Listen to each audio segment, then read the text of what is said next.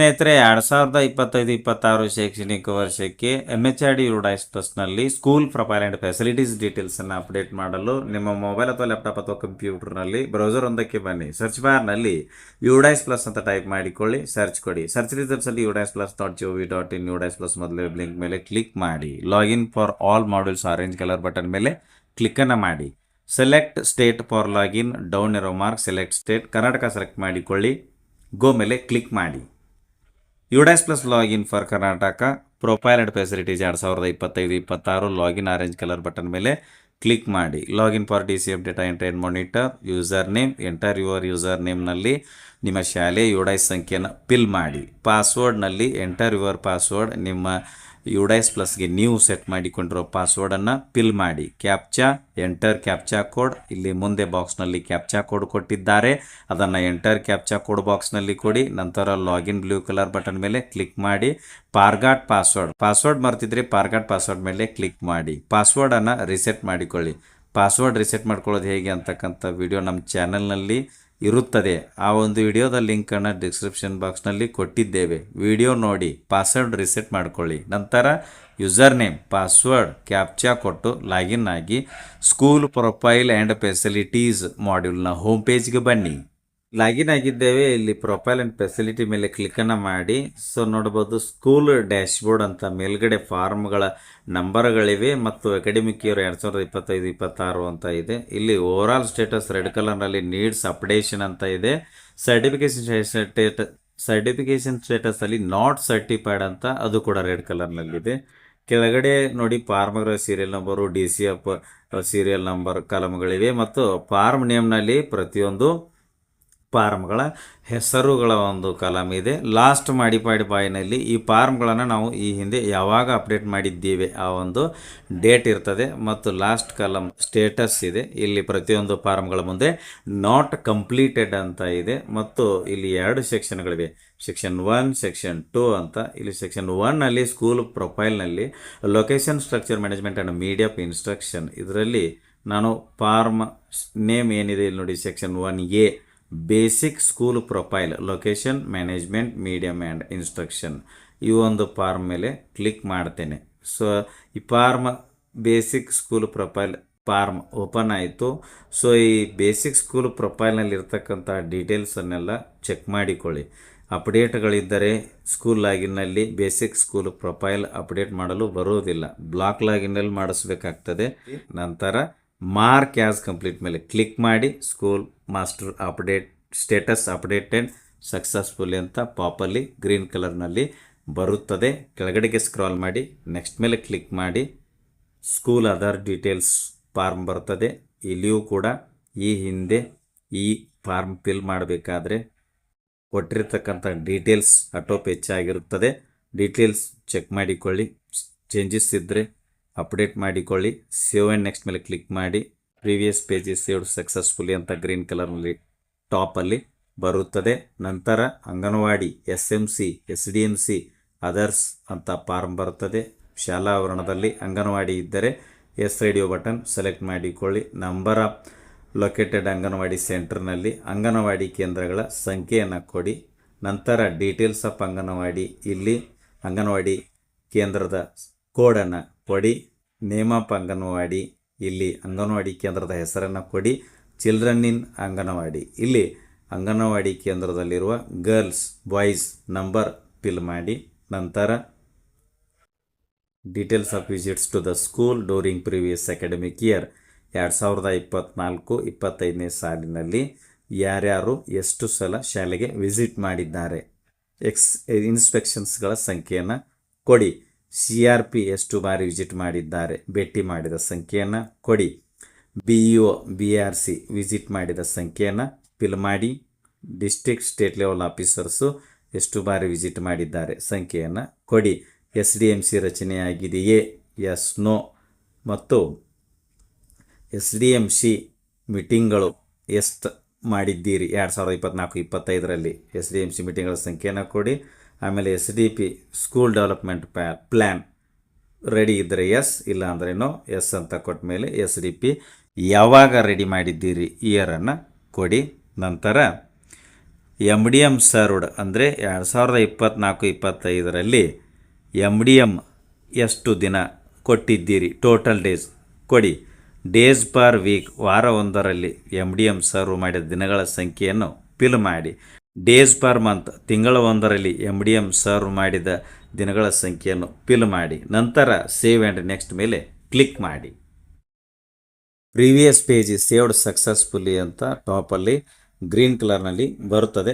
ನಂತರ ಬರ್ತಕ್ಕಂಥ form availability of pre text books, teaching learning material TLM, play material, graded supplementary material. So ಈ ಪೇಜಲ್ಲಿ ಅಥವಾ ಈ ಫಾರ್ಮ್ನಲ್ಲಿ ನಾವು ಟೆಕ್ಸ್ಟ್ ಬುಕ್ಗಳನ್ನು ಯಾವಾಗ ಸ್ವೀಕಾರ ಮಾಡಿದೆವು, ಉದಾಹರಣೆಗೆ ಈ ಒಂದು 25-26ನೇ ಶೈಕ್ಷಣಿಕ ವರ್ಷಕ್ಕೆ ಟೆಕ್ಸ್ಟ್ ಬುಕ್ಗಳು ಯಾವಾಗ ಬಂದಿವೆ. ಸೊ ಇಲ್ಲಿ ಸೆಲೆಕ್ಟ್ ಡೌನ್ ಏರೋ ಮಾರ್ಕ್ ಮೇಲೆ ಕ್ಲಿಕ್ ಮಾಡಿ ಯಾವ ತಿಂಗಳಲ್ಲಿ ಬಂದಿದೆ ತಿಂಗಳನ್ನು ಸೆಲೆಕ್ಟ್ ಮಾಡ್ಕೊಳ್ಳಿ, ಮತ್ತು ಯೂನಿಫಾರ್ಮ್ಗಳು ಯಾವಾಗ ಬಂದು ಅಂತಕ್ಕಂಥದ್ದನ್ನು ಈ ಡೌನ್ ಏರೋ ಮಾರ್ಕ್ ಮೇಲೆ ಕ್ಲಿಕ್ ಮಾಡಿ ಯೂನಿಫಾರ್ಮ್ ಸರಬರಾಜದ ರಿಸೀವ್ ಮಾಡ್ಕೊಂಡಿರ್ತಕ್ಕಂತಹ ಮಂತನ್ನು ಸೆಲೆಕ್ಟ್ ಮಾಡ್ಕೊಳ್ಳಿ. ಅದೇ ರೀತಿ ಪ್ಲೇ ಮಟೀರಿಯಲ್ಸು ಮತ್ತು TLM, ಆಮೇಲೆ ಗ್ರೇಡೆಡ್ ಸಪ್ಲಿಮೆಂಟ್ರಿ ಮಟೀರಿಯಲ್ಸ್ಗಳಿಗೆ ಸಂಬಂಧಿಸಿದಂತೆ ಇಲ್ಲಿ ಎಸ್ ನೋ ಅಂತಕ್ಕಂಥ ಡೀಟೇಲ್ಸನ್ನೆಲ್ಲ ಕೊಡಿ. ನಂತರ ಸೇವ್ ಆ್ಯಂಡ್ ನೆಕ್ಸ್ಟ್ ಮೇಲೆ ಕ್ಲಿಕ್ಕನ್ನು ಮಾಡಿ. ಸೊ ಈಗ ಪ್ರಿವಿಯಸ್ ಪೇಜ್ ಸೇವ್ಡ್ ಸಕ್ಸಸ್ಫುಲಿ ಅಂತ ಗ್ರೀನ್ ಕಲರ್ನಲ್ಲಿ ಟಾಪಲ್ಲಿ ಬರ್ತದೆ. ನಂತರ key performing indicators KPI on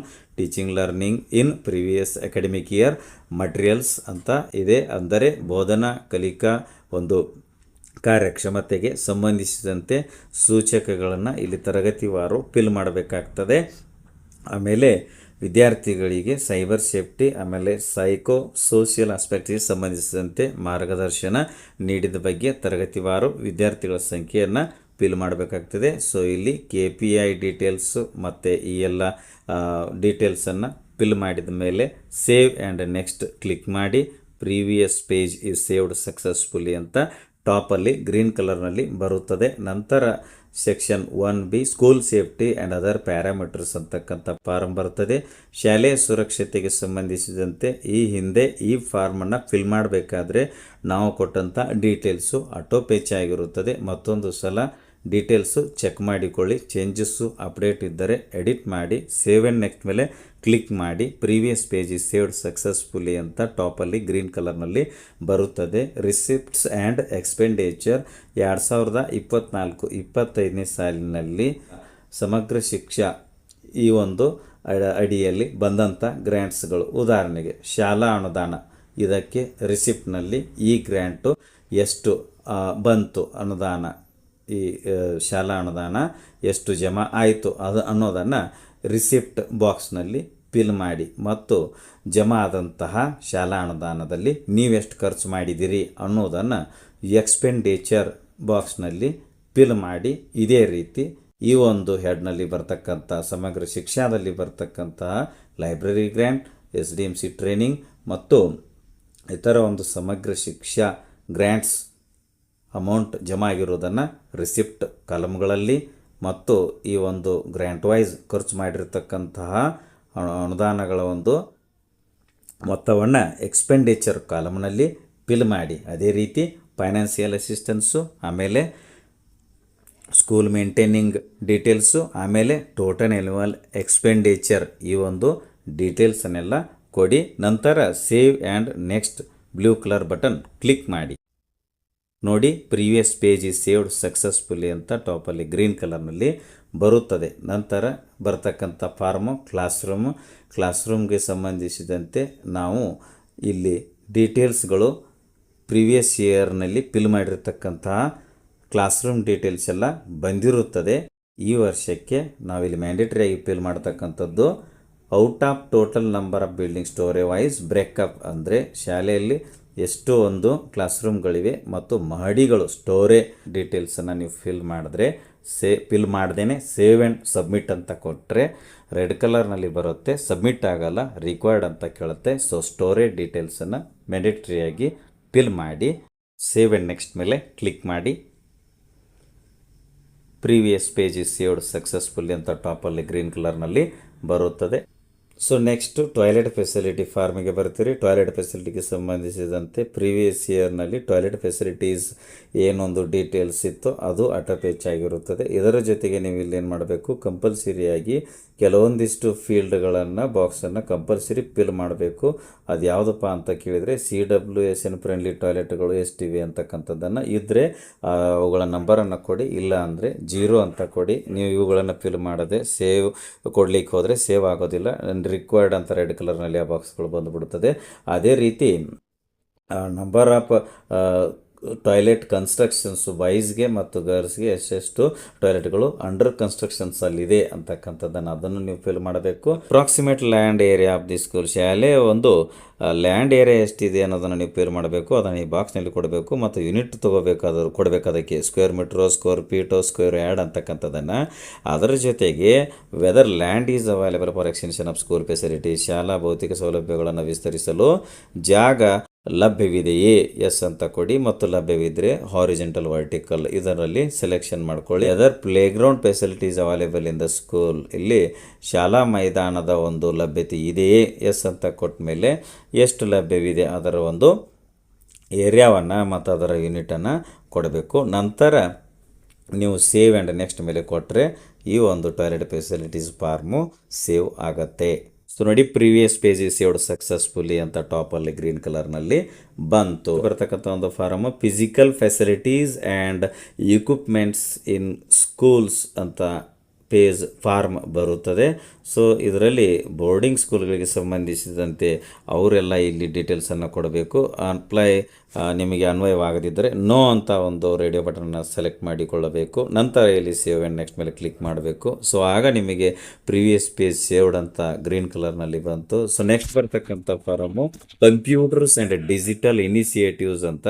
so ಇಲ್ಲಿ ಡಿಜಿಟಲ್ ಡಿವೈಸ್ಗಳಿಗೆ ಸಂಬಂಧಿಸಿದಂತೆ ಈ ಹಿಂದೆ ಫಿಲ್ ಮಾಡಿರ್ತಕ್ಕಂಥ ಡೀಟೇಲ್ಸ್ ಬಂದಿದೆ. ಸೊ ಡೀಟೇಲ್ಸಲ್ಲಿ ಮತ್ತೆ ಚೇಂಜಸ್ಸು, ಎಡಿಟ್, ಅಪ್ಡೇಟ್ಸ್ ಇದ್ದರೆ ಮಾಡ್ಕೊಳ್ಳಿ. ನಂತರ ಇಲ್ಲಿ ಸೇವ್ ಮೇಲೆ ಕ್ಲಿಕ್ ಮಾಡಿ. ಆಗ ನಿಮಗೆ ICT ಡೀಟೇಲ್ಸ್ ಅಪ್ಡೇಟೆಡ್ ಸಕ್ಸಸ್ಫುಲಿ ಅಂತ ಬಂತು. ಕೆಳಗಡೆಗೆ ಸ್ಕ್ರಾಲ್ ಮಾಡಿ ಬ್ಯಾಕ್ ಟು ಡ್ಯಾಶ್ಬೋರ್ಡ್ ಅಂತಕ್ಕಂಥ ಬ್ಲೂ ಕಲರ್ ಬಟನ್ ಮೇಲೆ ಕ್ಲಿಕ್ಕನ್ನು ಮಾಡಿ. ಸೊ ಈಗ ಡ್ಯಾಶ್ಬೋರ್ಡ್ಗೆ ಬಂದವು. ಸೊ ಇಲ್ಲಿ ನೋಡಬಹುದು ಓವರಾಲ್ ಸ್ಟೇಟಸ್ಸು ನೀಡ್ ಅಪ್ಡೇಷನ್ ಅಂತ ಮೊದಲು ರೆಡ್ ಕಲರ್ನಲ್ಲಿ ಬಂದಿತ್ತು. ಸೊ ಈಗ ಎಲ್ಲ ಫಾರ್ಮ್ಗಳನ್ನು ಅಪ್ಡೇಟ್ ಮಾಡಿದ ಮೇಲೆ ಇಲ್ಲಿ ಓವರಾಲ್ ಸ್ಟೇಟಸ್ಸು ಕಂಪ್ಲೀಟೆಡ್ ಅಂತ ಗ್ರೀನ್ ಕಲರ್ನಲ್ಲಿ ಬಂದಿದೆ. ಸರ್ಟಿಫಿಕೇಷನ್ ಸ್ಟೇಟಸ್ಸು ನಾಟ್ ಸರ್ಟಿಫೈಡ್ ಅಂತ ರೆಡ್ ಕಲರ್ನಲ್ಲಿ ಇದೆ. ಬಟ್ ಈಗ ಸರ್ಟಿಫೈ ಮಾಡ್ತಕ್ಕಂಥ ಆಪ್ಷನ್ ಇದುವರೆಗೂ ಬಿಟ್ಟಿರುವುದಿಲ್ಲ. ಆಮೇಲೆ ಇಲ್ಲಿ ಕೊನೆಯ ಕಾಲಮ್ನಲ್ಲಿ ಪ್ರತಿಯೊಂದು ಫಾರಮ್ಗಳ ಒಂದು ಸ್ಟೇಟಸ್ ಕಾಲಮ್ನಲ್ಲಿ ಈ ಮುಂಚೆ ನಾಟ್ ಕಂಪ್ಲೀಟೆಡ್ ಅಂತ ಬಂದಿತ್ತು. ಸೊ ಈಗ ಕಂಪ್ಲೀಟೆಡ್ ಅಂತ ಪ್ರತಿಯೊಂದು ಫಾರಮ್ಗಳ ಮುಂದೆ ಬಂದಿರುತ್ತೆ. ವಿಡಿಯೋ ಇಷ್ಟ ಆದರೆ ಲೈಕ್ ಮಾಡಿ, ಉಪಯುಕ್ತ ಅನಿಸಿದರೆ ಶೇರ್ ಮಾಡಿ. ಈ ರೀತಿ ವಿಡಿಯೋಗಳಿಗಾಗಿ ಚಾನಲ್ಗೆ ಸಬ್ಸ್ಕ್ರೈಬ್ ಆಗಿ, ಬೆಲ್ ಬಟನ್ ಪ್ರೆಸ್ ಮಾಡಿ, ನೋಟಿಫಿಕೇಷನಲ್ಲಿ ಆಲ್ ಸೆಲೆಕ್ಟ್ ಮಾಡಿಕೊಳ್ಳಿ. ನಾವು ಮಾಡೋ ವಿಡಿಯೋಗಳ ಅಪ್ಡೇಟ್ಸ್ ಪಡಿತಾ ಇರಿ. Thanks for watching. ಧನ್ಯವಾದಗಳು. ವಂದೇ ಮಾತರಂ.